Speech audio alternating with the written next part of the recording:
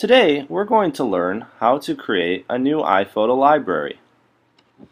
The iPhoto library is a database that stores all of your photo information, including the photos, events, albums, and information that's within iPhoto.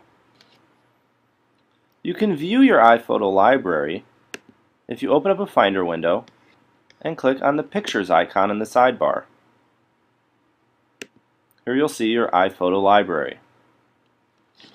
The iPhoto library is separate and distinct from the iPhoto application.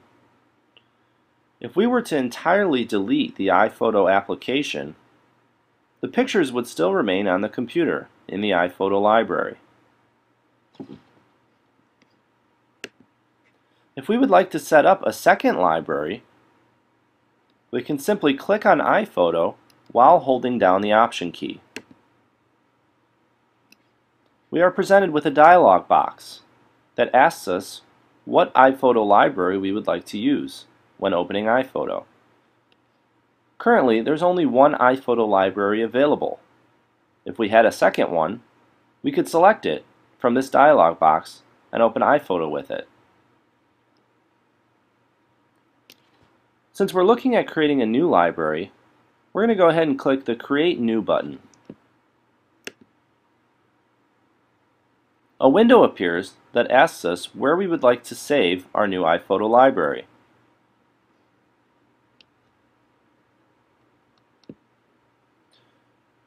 We're going to save it in a public location where multiple users can access it. In the Users folder, under the Shared folder, is a great place to save it. This way, multiple users across the computer can open and share the same library. This means that if we add a photo in this user account, if another user is also using the iPhoto library, the changes will be reflected in their account as well. It's a nice way to keep photos up to date across accounts, and also to save space.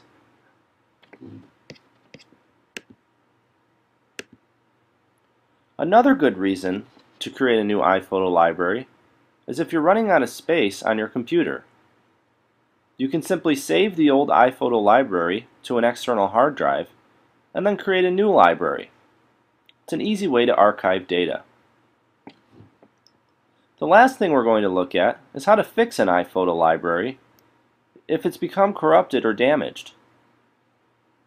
This is done similarly by holding the Option key along with the Command key while opening iPhoto. You'll see that you're given a dialog box that asks you if you'd like to perform some different repairs. This usually takes a while, depending on the amount of photos that you have in your library. Typically, you can select all of the boxes and hit Rebuild in order to make sure that there are no issues with the library.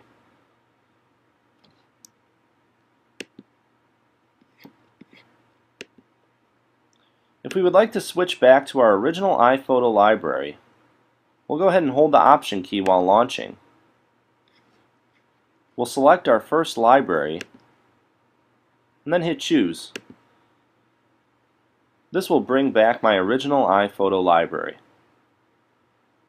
You now know how to create a new iPhoto library, as well as fix an iPhoto library that needs repair.